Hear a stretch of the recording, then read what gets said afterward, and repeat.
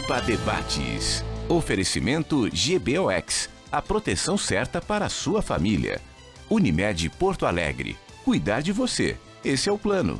Biscoitos Zezé, carinho que vem de família.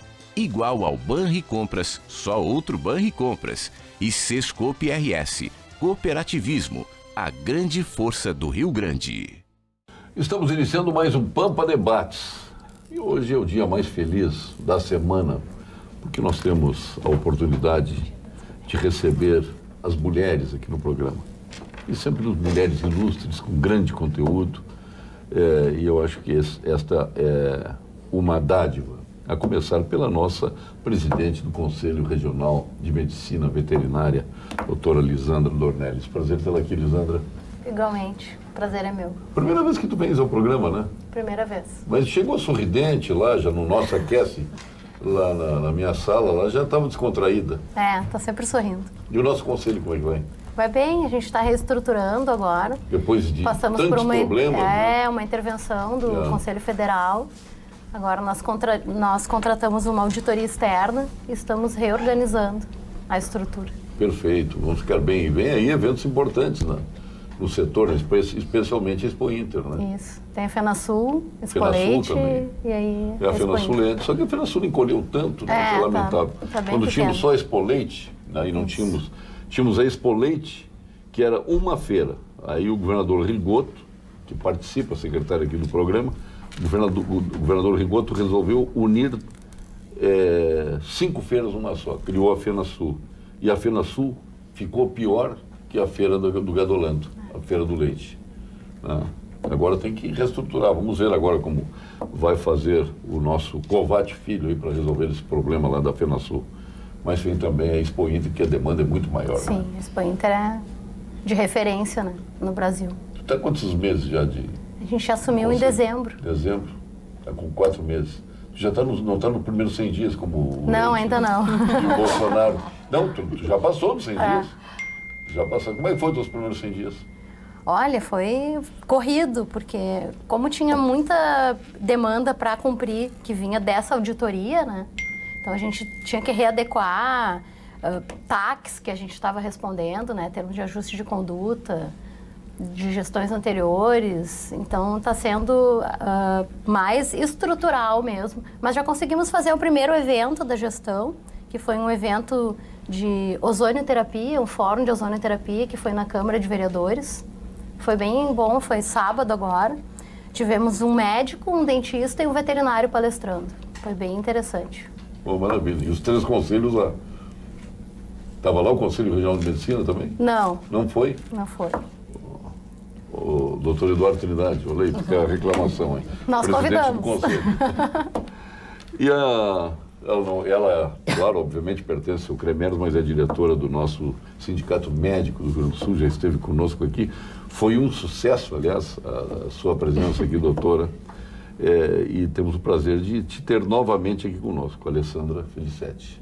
Muito obrigada, boa tarde a todos. É uma satisfação estarmos novamente reunidos, conhecer a secretária, a nossa colega médica veterinária, presidente do conselho, os colegas advogados, procuradora.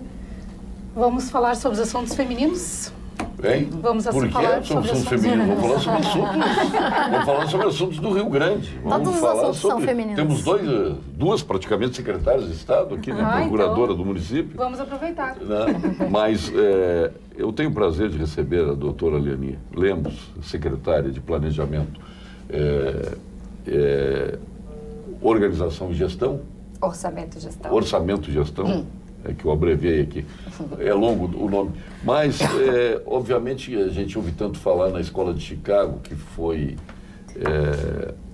uma escola de economistas que gerou muita gente boa para a América do Sul. O governo do Pinochet levou tantos economistas chilenos de volta para o Chile, e nós agora também com o Paulo Guedes, né, estamos investindo nessa escola de Chicago. Né? Vamos ver o resultado que vai dar para o Brasil.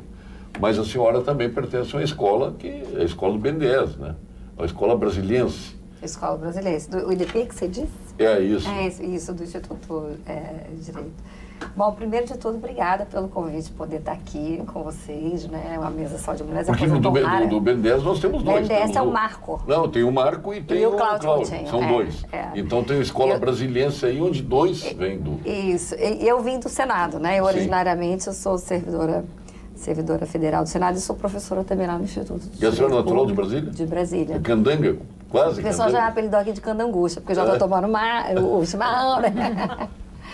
E estou gostando muito de estar vivendo essa experiência aqui, muito grata ao governador de ter me dado essa oportunidade, que na verdade eu acho que é uma grande oportunidade estar aqui. Eu acho que essa ideia do governador de trazer pessoas de fora, eu acho ela fundamental para o Rio Grande do Sul. Areja um pouco, né, o que nós temos aqui na gestão pública.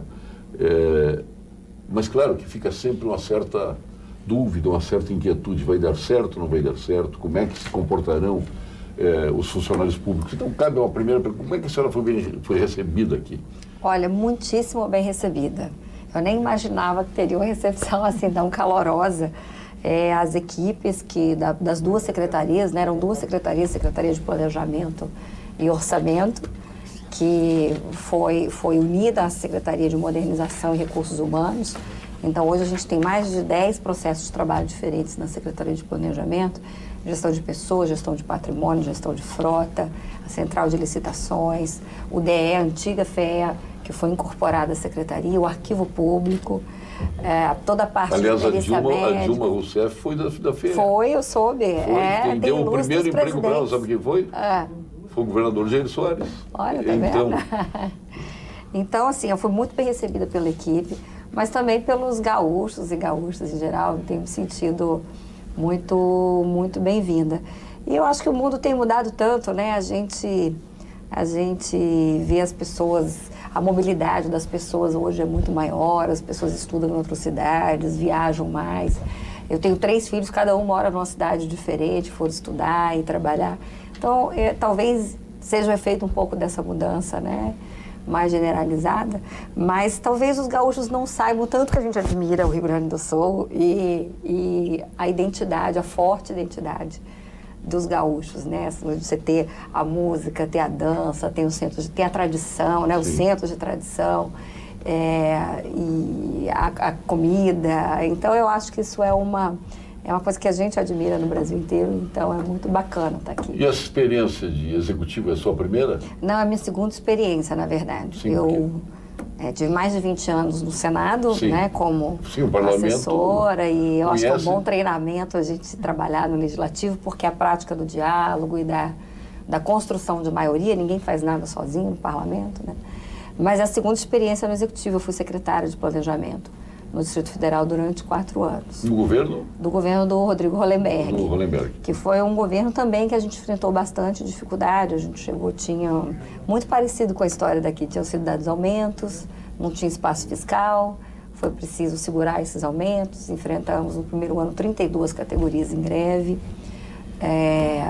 muita dívida de gaveta, um desequilíbrio, um déficit orçamentário muito grande, e a gente conseguiu, ao longo de 4 anos, atravessando a pior crise que o Brasil já teve, que foram 15 e 16, recuperar. Então, foi uma boa escola, eu acho. E agora, com o convite do governador para ajudar aqui. Perfeito. O governador chegou ao seu nome como? Foi um processo de recrutamento. Eu não conheci o governador e não conheci o Aode Cunha, que foi a pessoa que me recrutou, né? Quem primeiro me ligou foi o Aode, que foi secretário da Fazenda no governo Ieda. Isso. E o Aode chegou ao meu nome por uma rede também de contatos, de economistas. Eu não sou economista de formação. Sim. Né? Eu tenho uma graduação em tradução e um mestrado, doutorado, pós-doutorado em ciência política, então não tem. Né? Eu aprendi sobre orçamento e fui uma profissional de finanças, aprendi na prática. E alguns amigos em comum, Pedro Neri, que hoje é uma referência na discussão sobre previdência, o Pércio Arida foi meu colega em Oxford, quando eu estive lá no meu pós-doutorado. Então, ele buscou algumas pessoas e me fez, então, a primeira sondagem. Passou pela escola do Pércio Arida já... a gente foi colega em 2006, na Universidade de Oxford, a primeira vez que eu estive lá. Então, eu acho que é um pouco isso, né? As pessoas acaba sendo um mundo um pouco pequeno, as pessoas que têm alguma similaridade de convicções e valores, a gente vai se aproximando. E foi assim, então, e eu não conheci o Aode também, me conheci só 2 meses atrás, mais ou menos. Então, foi um processo muito interessante, porque foi um processo que não teve nenhum traço de pessoalidade, foi pela trajetória, né? Eles estavam buscando alguém que tivesse tido Isso é importante, porque a seleção é técnica, né? Exato, e me deu muito conforto. Política, né? Isso, e me deu muito conforto. Isso, eu tinha trabalhado para um governador do PSB, o governador Eduardo do PSDB, mas não houve nenhuma interferência. Então, eu acho que foi... E ele me deu, assim, bastante autonomia para formar equipe, para restabelecer os processos de trabalho dentro da secretaria. Então, eu estou muito satisfeita com isso também. Perfeito. Deve ter... Pelo Senado passou por tudo, né? Que é possível imaginar. Olha, o Senado, eu digo que a gente vê até boi voando. É uma escola fantástica. O Senado é uma escola fantástica. É uma grande escola. É uma grande escola. Que aprendizado. Do que fazer e do que não fazer. Se aprende mais de como fazer, observando o que não fazer. Essa que é a verdade. A vida é assim, né? O homem aprende 2 maneiras na vida. O homem, de forma genérica, aprende 2 maneiras na vida, ou levando na cabeça, ou usando a cabeça. Infelizmente, muitas vezes, e na maioria das vezes, eu sou daqueles que aprendem levando na cabeça. Né? Alguém aqui já leu o manual de carro, já leu o manual da televisão, para ligar a televisão? Ninguém lê. Eu não leio. A gente só lê depois que dá problema. Quando dá algum problema, a gente vai atrás. É verdade. A nossa procuradora, chefe do município de Porto Alegre, que é um prazer tê-la aqui, Cristiane da Costa Nery, viu falar no Pedro Nery aqui, hein, secretária? Viu falar no Pedro Nery que nós temos uma Nery aqui. Olha só. Mas não é parente, Mas né? não tem relação. Acredito Nem o que Paulo, não. Acredito que não. E nem o nosso ex-advogado que faleceu lá no acidente Tatã, o Paulo de Tarso Nery da Silveira, não. Filho do ministro Nery da Silveira. Não, é outro Nery, é outro segmento. É com I, inclusive. É com I, né? É diferente. Muitas vezes é questão do tabelião, né? Do tabelião, porque a região é a mesma. A região é de Vacaria, aqui no Rio Grande do Sul, Passo Fundo, mas não é... Até onde eu sei, não. E que notícias a senhora nos traz? Pois é, estamos aí... Da Prefeitura de Porto Alegre. Estamos aí em momento de crise geral, né? Debatendo, né, e trazendo ao debate formas de financiamento, desenvolvimento das cidades. Como a secretária falou, cada um mora em uma cidade, né, dos seus filhos, e as cidades têm que se autossustentar, têm que ter criatividade nesse momento de crise que se vive, não é? De alternativas de sustentabilidade, formas de financiamento. Então, acho que o grande desafio hoje que nós temos nas cidades, né, no país inteiro, é como tornar as cidades financiáveis, como tornar as cidades sustentáveis, não é? Aí uma grande missão aí dos procuradores de cada local, não é? Trazer isso à tona para que os gestores públicos possam tornar suas administrações mais eficientes, né? Acho que esse é o grande desafio. A gente tem aí agora, nesses próximos 2 dias, vamos estar debatendo isso em Porto Alegre, na nossa Escola de Direito Municipal, essas formas e dinâmicas de financiamento das cidades e de desenvolvimento. E o importante, eu acho que é essa luz do que é certo e do que é errado, né? Exatamente. O prefeito é daqueles que usa a procuradoria, consulta a procuradoria. Sim, não se tem norteia, como. vamos dizer, do ponto de vista legal, pela procuradoria ou não? Sim, não tem nem como não, né? É uma segurança... Não, mas tem uns que passam por cima. É uma segurança do próprio gestor, a sua procuradoria, né? É a procuradoria que vai dar sustentabilidade para as suas ações, porque os prefeitos, governadores, presidentes são legitimamente eleitos com uma plataforma de projetos pensados para que possam ser executados, e a população quer que aquele eleito tenha executado as suas plataformas eleitorais. E a forma de execução das políticas públicas correta e legalmente sustentável, quem dá é o corpo técnico de cada ente, né, da federação. Esse é o grande desafio, né?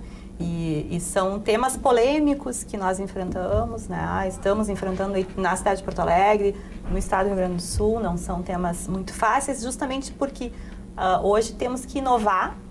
Acho que o grande desafio nas administrações públicas é a inovação tecnológica, as parcerias com o privado, como o Estado revisa seus conceitos e repagina seus conceitos para poder lidar com todas as agruras do dia a dia, a falta de recursos e poder prestar um serviço, porque é para isso, esse é o fim, né? Esse é o fim. Exato. A gestão pública para serviços eficientes, para serviços públicos que tenham uma efetiva prestação e atendimento do que a população deseja.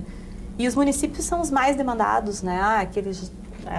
Como todos falamos, a gente vive na cidade, nós não batemos na porta do Estado, o cidadão bate na porta do prefeito, né? E constitucionalmente falando, os municípios são os que maior têm demanda, né? E competências para dar atendimento, para dar conta, saúde, educação, pavimentação, enfim, né? A manutenção de uma cidade, né? Agora eu quero aproveitar a doutora Luciana Costa de Souza, já para a gente começar o nosso debate aqui, falar um pouquinho sobre a iniciativa privada, né?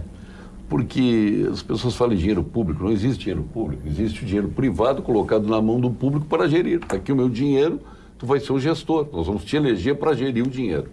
E isso tudo é feito de forma absolutamente irracional, está provado nisso através dos tempos. E aí, quando precisa da demanda adicional, que aí se cria a responsabilidade social, que é mais uma demanda que deveria ser do Estado e que volta para a mão do empresário fazer que o Estado não faz, aí na hora de parcerias, de novo, busca o privado para fazer, as parcerias privadas, eu estou aproveitando já essa demanda do governador Eduardo Leite, aí vem as concessões, né, que o Estado passa aquilo que deveria gerir, passa para a iniciativa privada, obviamente que tem que passar traduzindo isso em lucro, né, porque não tem empresário que não vise lucro, né, e entender que se entre numa concessão, né, para ter prejuízo não é correto, né? E as privatizações que, de novo, o Estado entrou em algo que não deveria entrar, toma prejuízo, é ineficaz ou mesmo não tem recursos para investimentos, e aí entrega de novo para a iniciativa privada para fazer.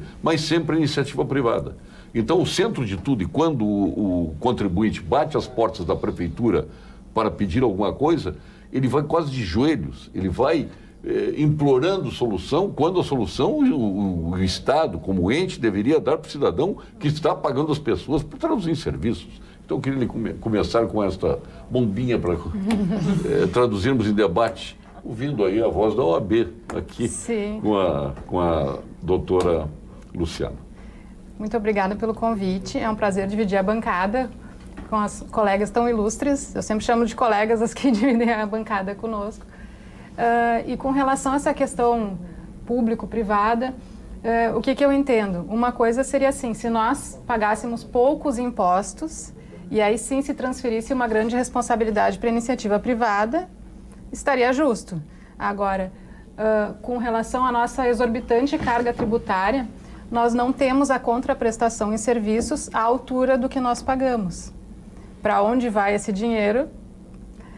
Né? Cabe às autoridades investigarem, mas então o que eu entendo é isso. Muitas vezes tem pessoas que falam assim, mas tem países com carga tributária mais alta que o Brasil. Aí vai perguntar quais países, aqueles países da Escandinávia. O primeiro que se fala é a Suécia. Né? O primeiro que se fala, então não dá para comparar a Suécia com o Brasil, infelizmente. Adoraria que fossem comparáveis, mas então o que eu entendo é isso. Ou a gente tem uma carga tributária alta e o Estado provendo o que a população precisa em termos de saúde, educação, segurança e até mesmo previdência, tudo que se paga tem que ter a contraprestação. Agora não, o que a gente vive é o oposto disso.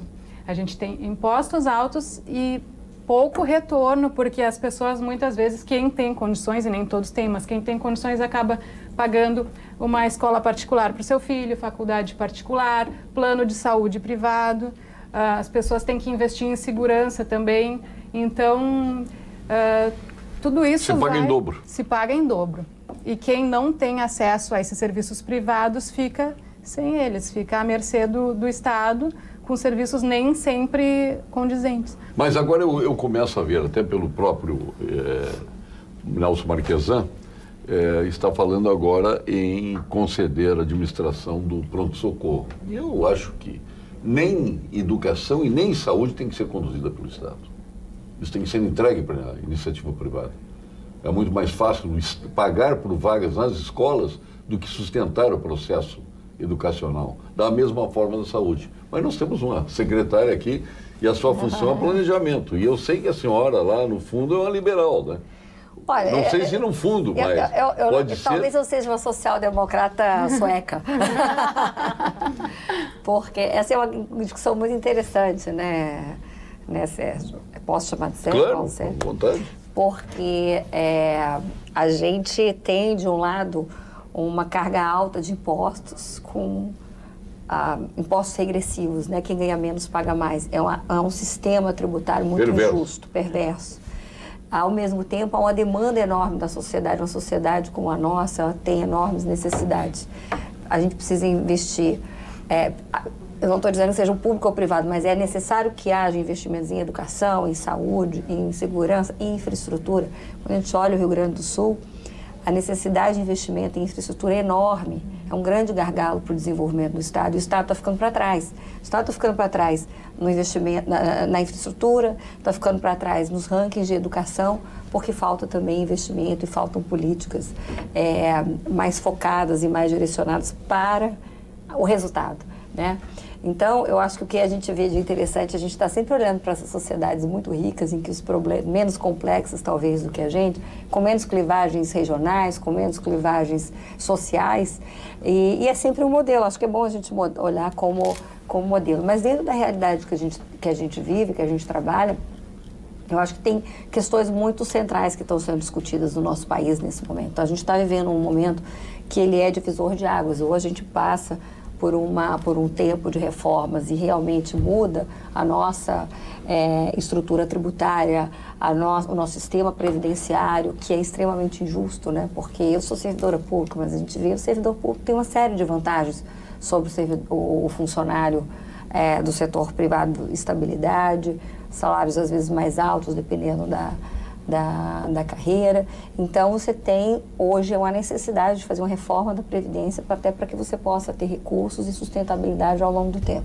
Então, reforma tributária, reforma previdenciária e fazer as reformas que a gente precisa. Eu sou muito aberta a modelos mistos, né? Porque, você veja, se a gente pensar assim, que é o país que é o mais liberal, que tem menos estado de bem-estar no sentido tradicional, os Estados Unidos. Sim. E ali você tem ainda escolas... O nosso modelo democrático é o americano. Que é o americano. Claro. Escolas ainda públicas, porque a educação de massa é muito difícil para um privado assumir. Agora, você tem modelos mistos, né? Então, eu me lembro que eu morei um tempo nos Estados Unidos também e meus filhos iam para a escola pública, mas a escola pública, a remuneração, tinha um orçamento próprio, a remuneração era diferenciada, se buscava os diretores no mercado.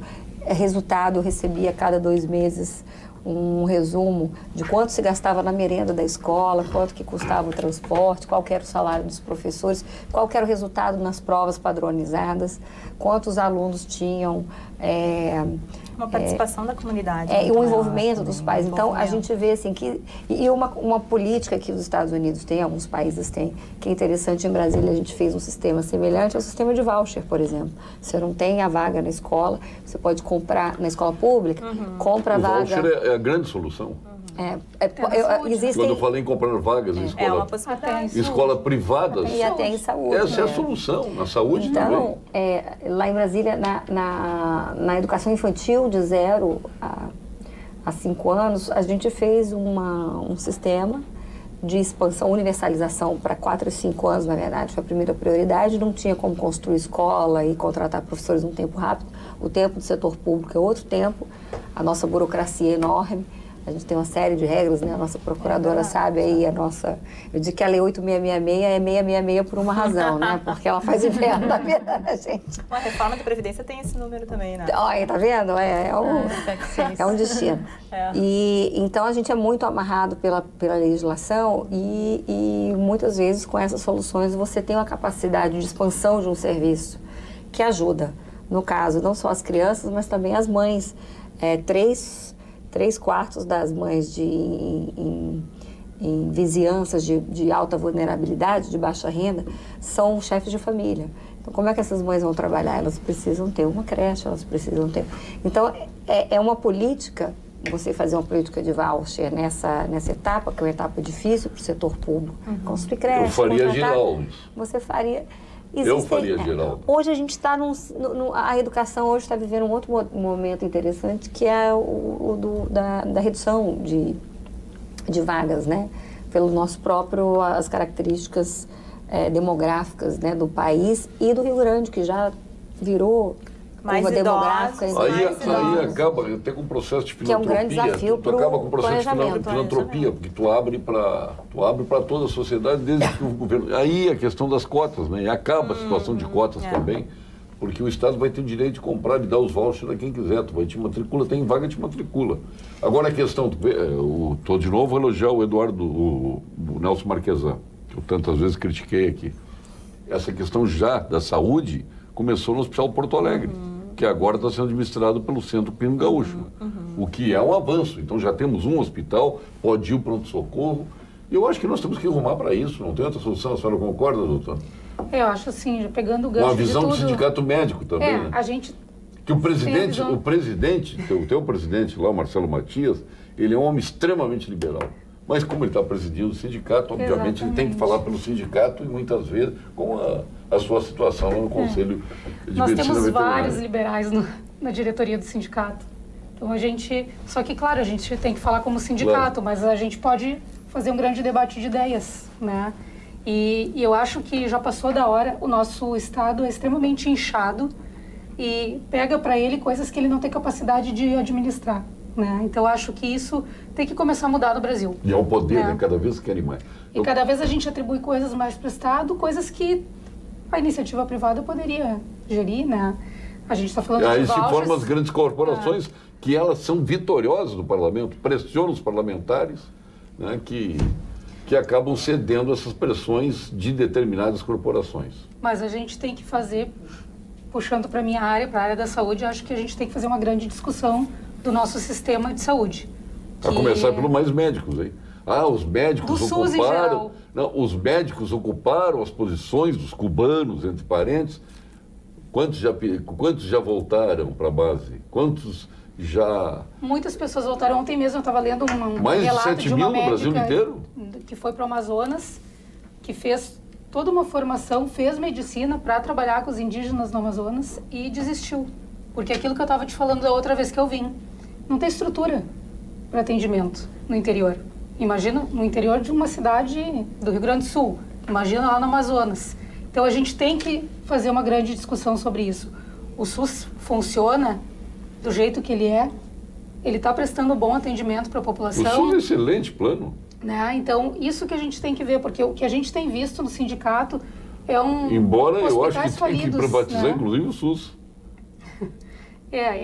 Acho que tem que fazer uma mudança de paradigma na sociedade, né? Porque as pessoas pegam a bandeira do SUS e não conseguem nem entrar numa discussão de vamos ver, isso está funcionando bem.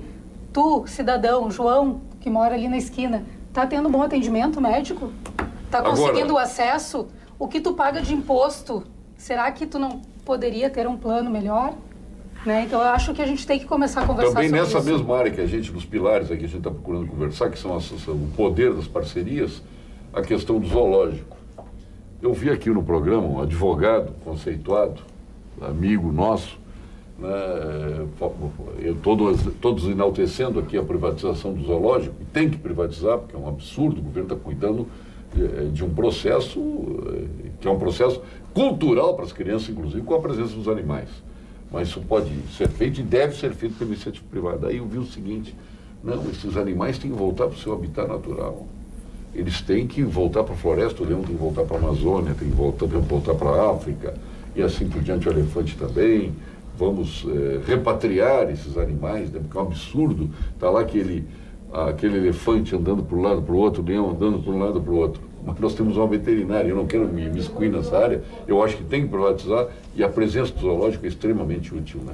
Aí eu perguntei para ele, que ele é um produtor rural também, eu perguntei para ele, então, dentro dessa tua linha de raciocínio, o que tu acha de criar lá tuas vaquinhas, teus bovinos lá, e depois levar ele para um frigorífico matar os bichos e levar para o frigorífico para servir de alimento. Ele disse, não, mas é em condições determinadas. Não é a mesma coisa. Qual é o problema de ter um zoológico? Na verdade, o que as pessoas às vezes têm uma ideia errada do zoológico, né? Para que servem os zoológicos? Os zoológicos e outros centros também, né, que recebem animais. Às vezes tu vai recolher um animal silvestre que está com um determinado problema de saúde e ele não tem como ser reintegrado para o habitat natural. Sim. Então, ele precisa ficar em algum lugar. Muitas vezes ele já nasceu no zoológico. Muitas vezes já nasceu no zoológico. Então, é um animal que não vai se adaptar. O zoológico é necessário. Não tem como acabar com os zoológicos. Então, tu és favorável à privatização? Eu sou favorável que funcione. Se é público, privado ou parceria público-privada, o importante é que funcione.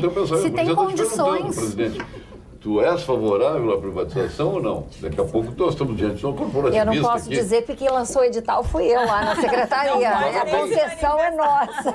Olha aqui, ó. Parabéns, secretária. Não, eu acho que se o Estado não tem condições de manter... E não tem. Não tem. Os animais precisam sobreviver nem em botânico, condições... nem jardim botânico, Eu acho que nem zoológico. até pelo cuidado com os animais, né? Até por esse aspecto, né? E também Aí não vai tem na linha que a gente está falando. Tem coisas que não são necessárias o Estado administrar. É, O zoológico o que é uma delas. É claro. né? Mas tem que existir o zoológico. Tem que existir. Só O que pra Cremers isso- informa, a defesa da medicina é a principal função do Conselho. Quando o Cremers defende a boa prática médica em condições de trabalho adequadas, está defendendo também os direitos que os pacientes têm de poder acessar um bom atendimento, lutar pela medicina. É também lutar pela assistência digna. Lutar pela medicina, vou repetir, é lutar pela assistência digna.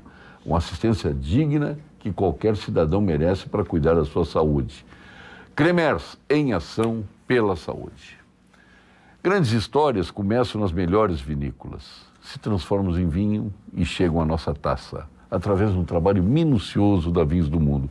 Que importa de Mendonça, com o nosso Malbec tradicional argentino, do Vale do Colchagua, Carmener, fantástico, de Piemonte, da Toscana, de Languedoc, na Patagônia, do Tejo e tantas outras regiões, como o nosso Vale dos Vinhedos aí na Serra Gaúcha, né? Ali, na Vinhos do Mundo, estão os mais emblemáticos vinhos. Viva a melhor experiência do velho e do novo mundo em uma loja da Vinhos do Mundo. Na Cristóvão Colombo 1493, Getúlio Vargas 1135, Alípio César 203. A senhora já visitou o Vale dos Vinhedos? Ainda não. Eu visitei, eu vou confessar aqui, 20 anos atrás, a primeira vez que eu vim ao Rio Grande.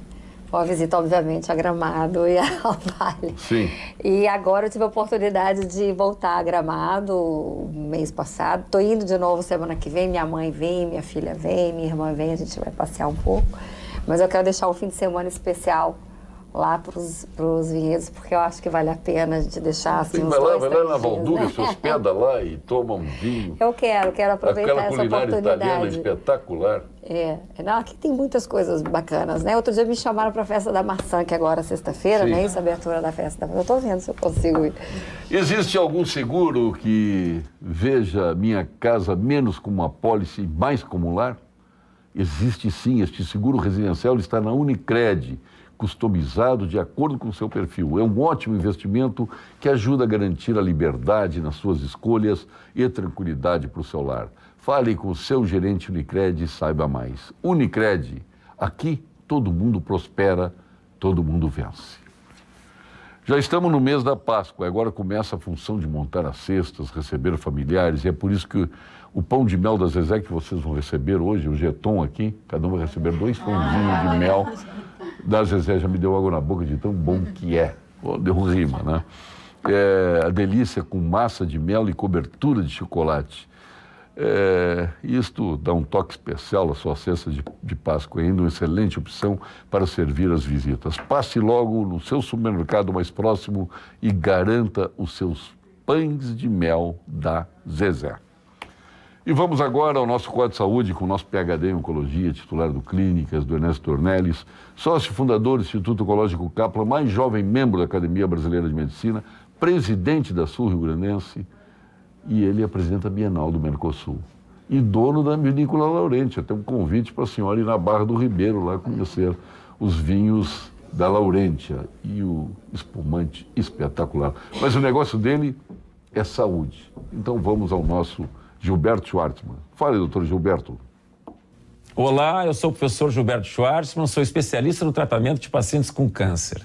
O senhor ou a senhora com filha, sobrinha ou neta entre 8 e 12 anos de idade, converse com seu médico de confiança sobre a vacinação contra o HPV, o vírus do papiloma humano. Esse vírus está intimamente associado com o surgimento do câncer do colo de útero. Na prática, quem não tem infecção pelo HPV não terá esse tipo de câncer. Por isso é muito importante vacinar as meninas entre 8 e 12 anos antes do início da vida sexual, pois assim previne-se a infecção pelo HPV, que ocorre basicamente por contágio sexual.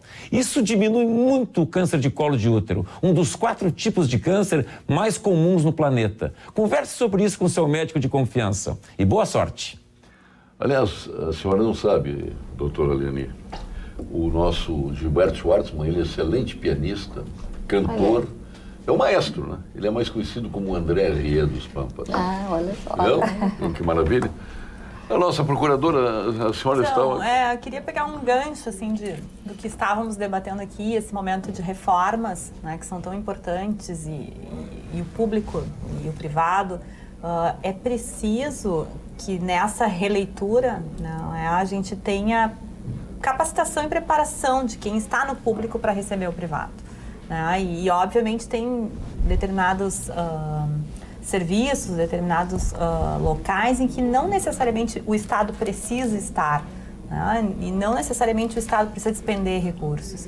E acho que essa preparação de quem está no serviço público, eu também sou servidora pública, para que se possa integrar com o privado, em que locais, de que forma, porque o Estado é necessário e o Estado existe para um fim, né, bem objetivo, bem claro, mas o Estado não é necessário em todos os lugares. E acho que essa releitura do Estado é a que nós temos o dever de fazer, porque hoje o Estado, do jeito que ele está, grande do jeito que ele está, desta forma como ele se move, a gente sabe que não vai ter condições, não é, de prestar um serviço adequado. E nessa questão das reformas, que são tão importantes, e acho que nesse momento a gente tem que debater reforma da Previdência, tem que debater o que o Estado tem capacidade de dar conta com os impostos que recolhe, e por que não dá conta muitas vezes. Nós temos que debater a questão da reforma tributária com muita seriedade. Por quê? E isso é sério, a população tem que saber de que isso é importante ser debatido. A reforma tributária que hoje se discute, novamente concentra na União. Não é? Hoje, o que se debate é a criação de um imposto único que vai aglutinar 5 impostos. Mas o Paulo Guedes deu bola para o imposto único. Mas a proposta apresentada no Legislativo é essa, de um imposto único que vai ser repassado para estados e municípios. Aliás, o Paulo Guedes é o ministro da Economia que só pensa em Previdência. Pois é. Aliás, hoje estávamos falando no jornal, né? A Previdência pode ser o grande carro-chefe desse governo e se não der certo, pode ser um problema político enorme, né? Porque ele está apostando tudo nessa reforma, né? Vamos imaginar, vamos aprovar a Previdência e não vai resolver as questões. Pois é, exatamente. Não pode ser só a Previdência. Por que não se discute a Previdência? Por que não se discute a Por que se toma 30% da Previdência? E as desonerações da Previdência, exatamente. Mas tem uma discussão que é talvez maior do que a DRU, que é essa discussão sobre a desvinculação dos recursos, né? Que um problema crônico no país, e aí em estados, municípios e na União, é a vinculação de recursos, quer dizer, existe um imposto que é pago, mas tantos por cento tem que ser gasto com a educação, tantos por cento com a saúde, tantos por cento no fundo da cultura, tantos no fundo X, no fundo Z, no fundo... O que acontece com isso? Mais de 90% dos recursos são vinculados. E aí o administrador, o gestor, ele tem uma margem muito pequena para fazer a política que, afinal de contas, foi a plataforma que o elegeu. Privatiza que acaba tudo isso.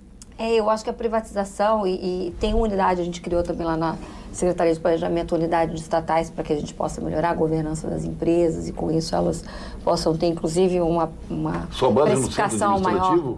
Como? A sua base é no centro administrativo? No centro, eu sou a síndica do centro administrativo. Entre outras coisas também, sou a prefeita do prédio. Olha, só ser prefeita daquele prédio já é Não é base, já é um trabalhão. É verdade.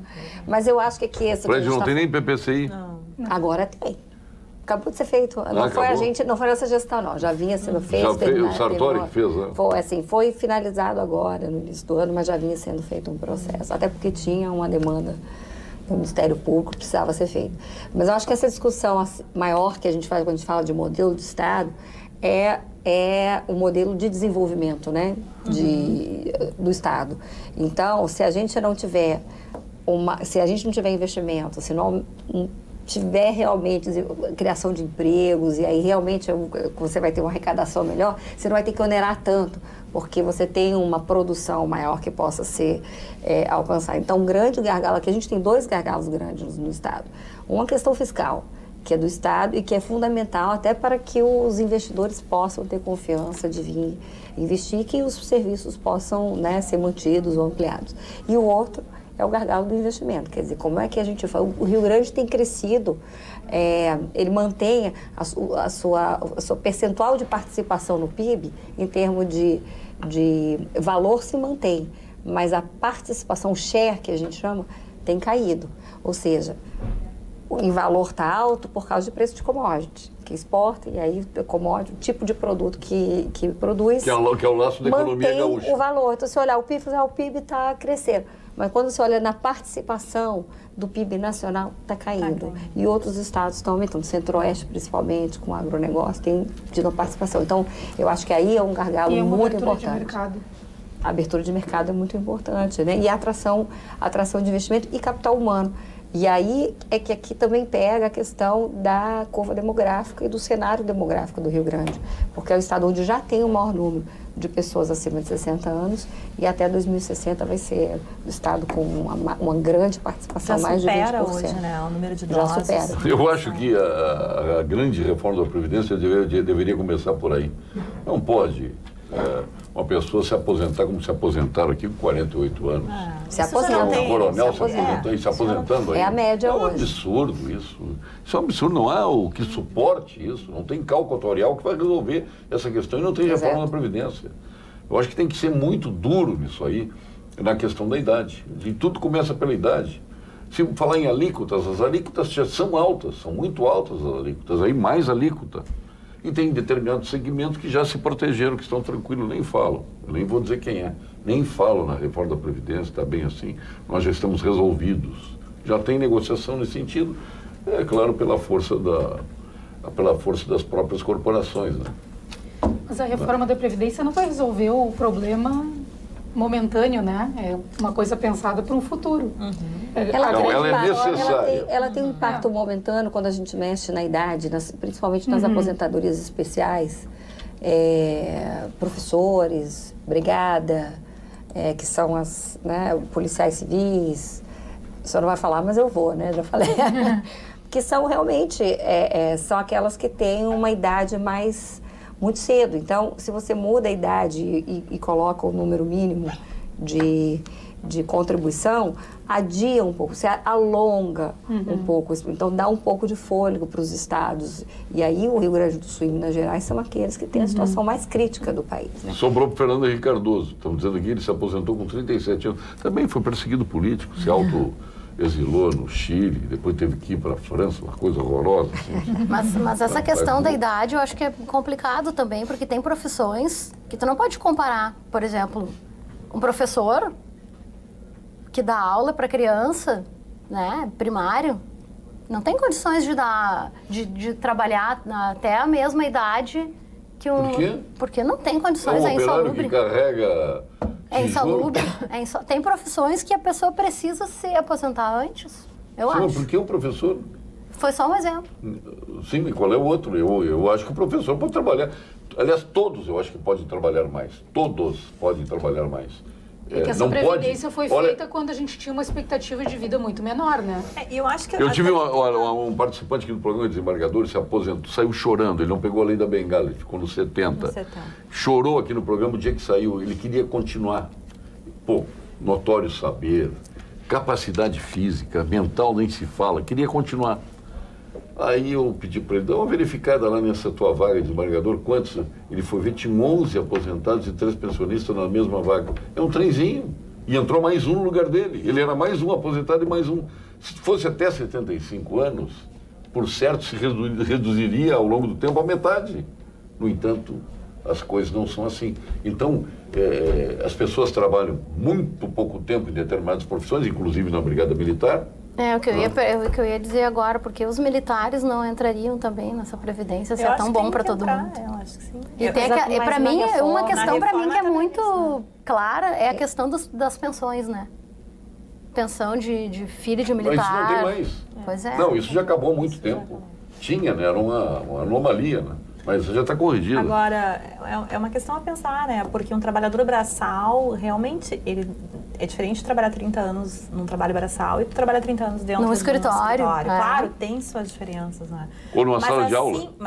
Mas assim como também, e eu acho que isso é muito importante ser pensado, nós temos hoje uma realidade bem diferente em profissões. As profissões que existiam não estão mais tendo a mesma procura. Nós vamos ter em 10, 15 anos profissões completamente diferentes. Será que esta reforma pensada para aumentar a idade somente, aumentar o tempo de contribuição, ela se adequa a essas novas profissões? Talvez não também. Não. E acho que muito importante é nós falarmos de desonerações e cobrança da dívida da Previdência. Isso é essencial. Então, eu vejo assim, é necessária a reforma da Previdência, acho que sim, já se mudou muito. Hoje, servidores públicos não se aposentam mais com integralidade, os que entraram a partir da última reforma, não é? Já vem se mudando. Aliás, o Rio Grande do Sul foi pioneiro. Exatamente. Porto Alegre tem sua previdência complementar já aprovada também. Acho que a gente vem mudando ao longo do tempo para adaptar realmente a termos uma previdência que seja sustentável, né? E que trate do que ela tem que tratar, que é a seguridade social, e, enfim, e dar sustentabilidade a quem se aposenta. Mas é preciso que nós também discutamos a questão da dívida, a questão das desonerações, porque não é possível se continuar com desonerações e com dívidas de bilhões quando se diz que a Previdência não se sustenta. Né? Então, esse outro lado, ele também é importante. Talvez aí a gente tem muitas confusões também. Tem coisa que está no rol da assistência e não da Previdência. Por exemplo, que está sendo separada aposentar agora. Guerrilheiros, como nós aposentamos a rodo no Brasil inteiro, pessoas que foram perseguidas politicamente e foram para o rol da Previdência, tirando dinheiro de quem contribuiu para a Previdência, quando isso é uma questão previdenciária. Isso é uma questão de assistência no Estado e tem que sair do dinheiro do Tesouro. Se quer dar, eu já sou contra dar isso. Mas sai da onde? Sai do dinheiro de quem contribuiu com a Previdência. Aí funciona o cálculo atuarial? Funciona pensar em quem pagou e que tem que receber? Não, porque os recursos que ele depositou estão sendo diluídos por um monte de gente que nunca pagou. Então tem vários aí que o governo... Até achei que o Bolsonaro ia entrar com um punho de ferro para resolver isso, mas aí pressões daqui, pressões dali e tal, e aí vão fraquejando. Lamentavelmente as coisas são assim, né? O que eu acho que é lamentável é que se a gente não passa alguma reforma, a gente já tem sofrido isso no Brasil, é porque às vezes a gente não faz associação. Mas a recessão que a gente teve no Brasil, ela está relacionada a escolhas e a forma como a gente está estruturado. O baixo crescimento pós-recessão, você tem uma recessão de 2 anos seguidos que somam acima de 7% de queda do PIB, e isso depois você teria que ter o repique. Todos os ciclos econômicos, você tem uma grande depressão, você tem que ter um boom depois. É o que mostra todas as recessões. E a gente não tem aqui, a gente está crescendo a 1%, 2%, porque a gente tem uma estrutura tributária que está equivocada, a gente é extremamente burocratizado, um ambiente que não é amigável para as empresas, e a gente tem as finanças públicas... Pelo contrário, eles querem matar a galinha dos ovos de ouro. É pau na galinha, vai morrer. Cada vez mais quem paga essa conta do Estado, cada vez menos pagam essa conta do Estado. Essa que é a verdade. Porque todo governante ele só tem uma solução, ou duas. Ou ele aumenta o número de impostos, ou cria contribuições para não dividir, ratear com estados e municípios, ou ele cria novos impostos. Ou ele aumenta o número de impostos, ou ele aumenta o imposto. Essa é a solução para todos. Tem meios também de se reduzir o custo do Estado. E isso é possível. A gente tem meios alternativos, a gente tem como estudar atuações internas que reduzam o custo do Estado, que reduzam o que o contribuinte tem que, muitas vezes, despender, seja em termos de conciliação, seja em menos judicialização, cobranças alternativas da dívida. A gente está vivendo isso agora lá no Conselho. Exato. A gente precisa partir para essas alternativas dentro do serviço. E a OAB já está querendo discutir a conciliação, hein? Estamos discutindo a conciliação. Estamos discutindo um absurdo isso. Mas vamos ao ponto final. O ponto final, para quem não participou do programa, o tema é livre, né? Cada um fala sobre as suas atividades, se quiser falar dos temas que estamos falando aí também. Então, com Gimo, qualidade comprovada, nós vamos ao ponto final aqui no Pampa Debates.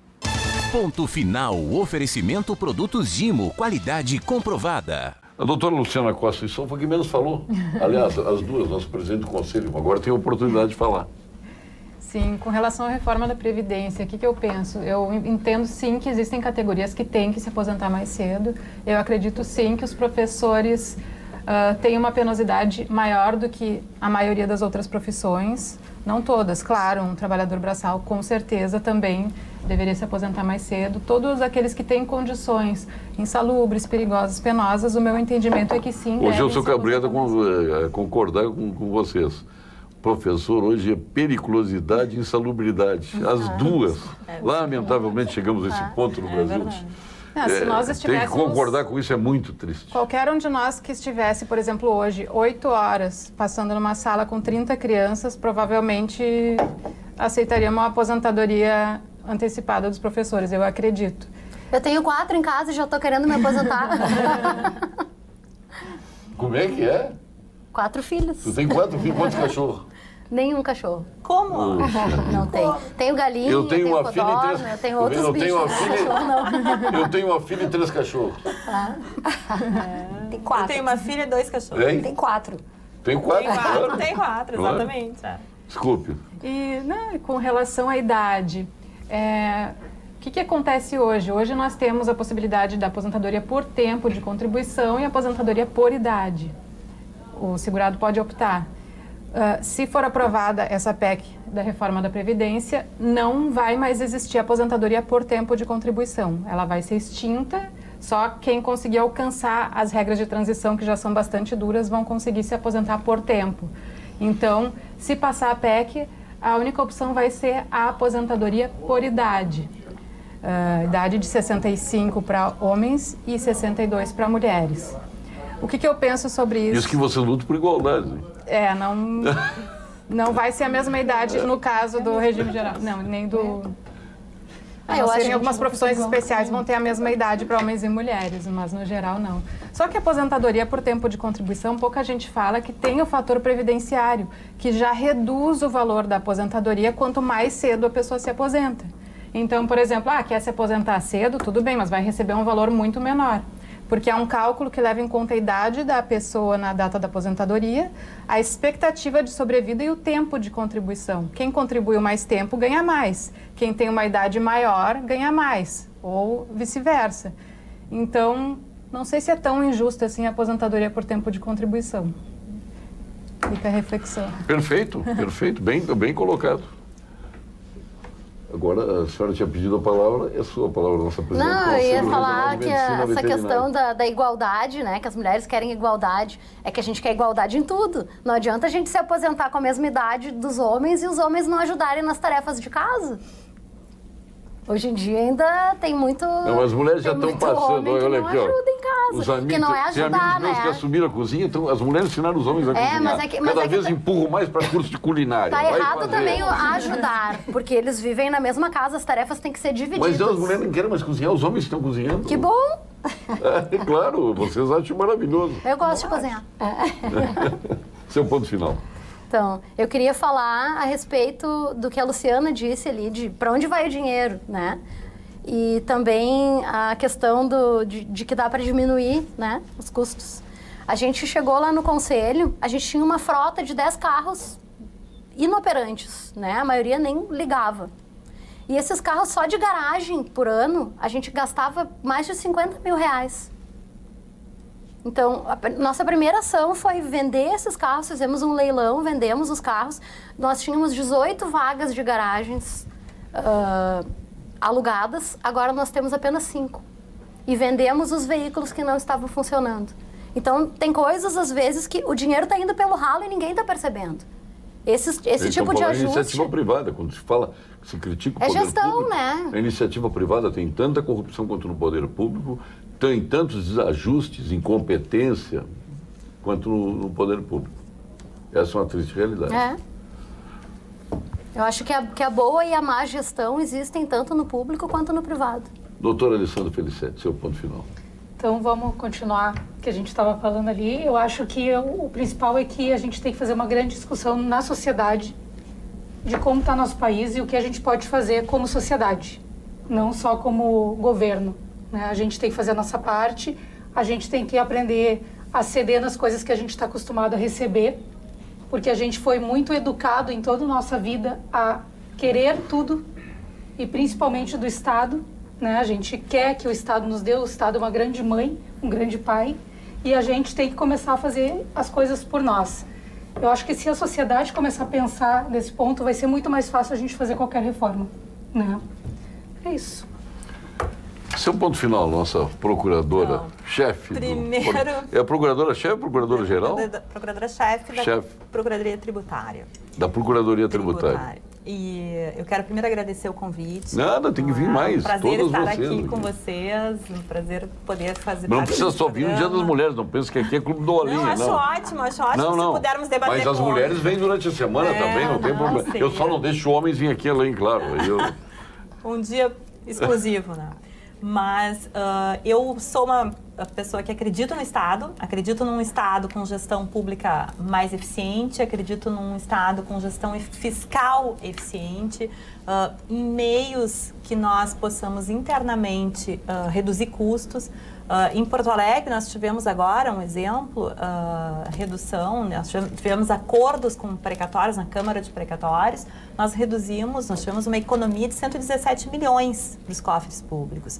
Então, esses 117 milhões é um dinheiro que não vai ser despendido pelo município de Porto Alegre, vai ficar e vai poder ser revertido. Acho que esse é o grande desafio que a gente tem que se impor dentro da administração pública.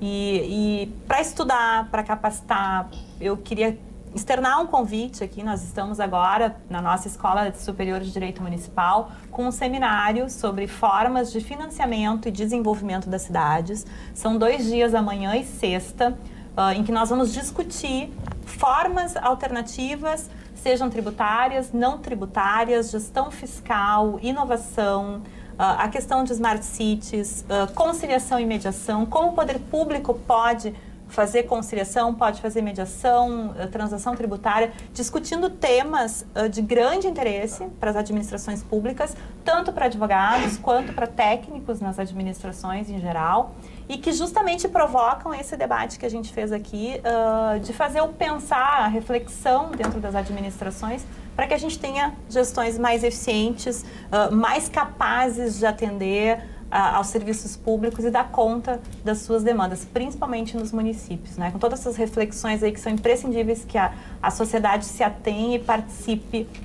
de uma forma bastante efetiva, porque são reformas e momentos no país que refletirão na nossa vida diária, né? Liane Lemos, a nossa secretária de Planejamento, Orçamento e Gestão do Rio Grande do Sul. Eu vou aproveitar para fazer um pouco de propaganda do vontade. governo. 100 dias de governo, né? Ontem o governador deu uma coletiva. Eu acho que foram 100 dias muito produtivos. Nós tivemos lançamento de concessões, né? Tanto a do zoológico quanto de rodovias. Eu acho que o governador estabeleceu um sistema uma ponte de diálogo com as pessoas, que é muito interessante. E lá do ponto de vista da própria CEPLAG, a gente fez essa gestão, né? O que é que nós temos aqui para resolver no curto prazo? E aí, muito interessante, porque a gente, por exemplo, tinha salas fechadas há 10 anos do Instituto de Previdência que nós colocamos para vender. Hoje mesmo foram vendidos 4 imóveis, a gente conseguiu um valor 40% maior do que a gente tinha colocado no edital. do preço mínimo, então foi 1,5 milhão. Hoje é pouquinho, mas toda moedinha ajuda, Claro. né? A gente não pode abrir mão. Nós estamos vendendo terrenos em São Paulo, terrenos no Paraná. Então, vários editais que estão sendo lançados. A nossa frota é um pouquinho maior, 19 mil. E a gente tinha uma meta de redução de 1.000 carros, 1.000 veículos, não são só carros, tratores, todo tipo de veículo. Em 60 dias, nós reduzimos 1.789, o que está gerando economia de 1,5 milhão mês só de combustível e manutenção. Ou seja, 20 milhões.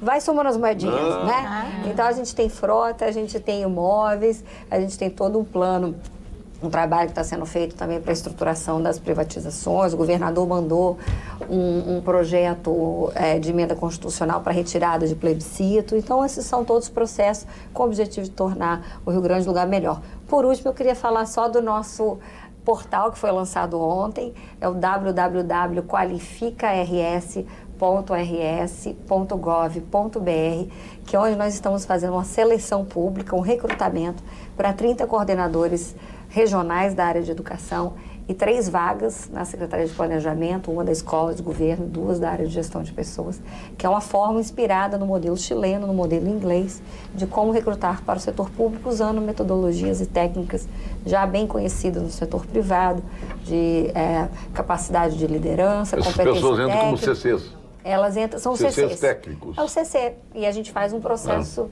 de recrutamento público, transparente, tem um portal, todas as informações estão lá e todas as pessoas são bem-vindas para dar sua contribuição e tentar disputar uma Secretária Eliane, aqui está o seu pão de mel aqui. Oba. Vou até abrir o seu, você me permite que possa abrir aqui? Pode, só não pode comer. Aqui o pãozinho de mel. Olha, 2 pães de mel da Zezé. É espetacular, ó. Lá de Rio Grande, viu? Lá de Pelotas, perdão. Lá na terra do governador. Eu tive lá. Aliás, nós temos aqui o frigorífico Castro, que é de Pelotas, temos o Zezé, que é de Pelotas, temos o Sanitas, que é de Pelotas. Então passa, por favor, lá para a secretária. Muito obrigada. Doutora, o seu. Obrigada. Já com os nossos agradecimentos. Obrigada. Aqui. Esse é o jeton do programa, viu?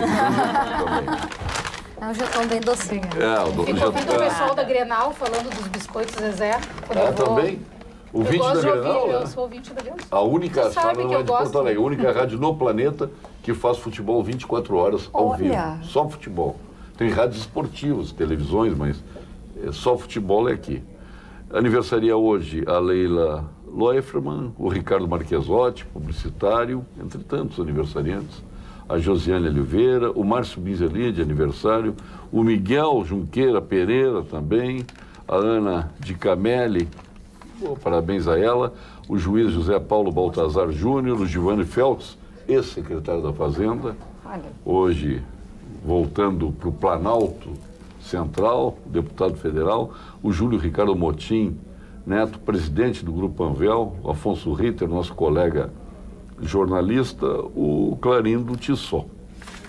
E fica aqui um convite, né? Começou um chá da tarde no Plaza São Rafael. Você quer marcar aquela reunião, apenas dar risadas com amigos, saboreando bom bocados, 1000 folhas, doce de leite, brownies de café, pão de mel da Zezé, tortas, pão nuvem sem glúten, waffles, crepes feitos na hora, mini omeletes de forno vegetariano, enfim, doces e salgados especiais.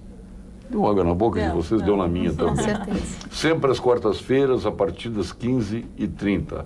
Faça sua reserva pelo 32 20 70 00. Café da tarde é no Plaza São Rafael, na Alberto Bins, 514, na capital. Faça como a nossa colega apresentadora Vera Armando. Faça o seu chá da tarde às quartas-feiras no Plaza São Rafael. Hoje feliz da vida com Paulo Guerreiro, cônsul do Esporte Clube Internacional, que daqui a pouco estará apresentando o Jornal da Pampa. E a feijoada, fica aí, pode ir, né? Porque é sábado, a feijoada a partir de 4 de maio no Plaza. Aliás, o Rio Grande do Sul é o único estado que para a feijoada no verão. Vai na Bahia, tem feijoada. Brasília, os hotéis tem feijoada. Vai no Rio de Janeiro, tem feijoada. Come no ar-condicionado. Aqui é só no inverno. Terminou o verão, começa a feijoada. É um absurdo. Na minha casa tem no verão também. Tem? Eu não Tem sei. sopa, tem feijoada, tem tudo. Não sei, nunca fui convidado. Eu sou igual a São Tomé. Muito obrigado a todos a participação de vocês. Venham sempre aqui, é um prazer. E nós retornaremos amanhã com mais um Pampa Debates. Fique com o Jornal da Pampa nesta quarta-feira com notícias do nosso estado a partir das nossas retransmissoras locais e a partir das geradoras de Santa Maria, de Carazinho, de Pelotas e mais 106 retransmissoras. Boa noite.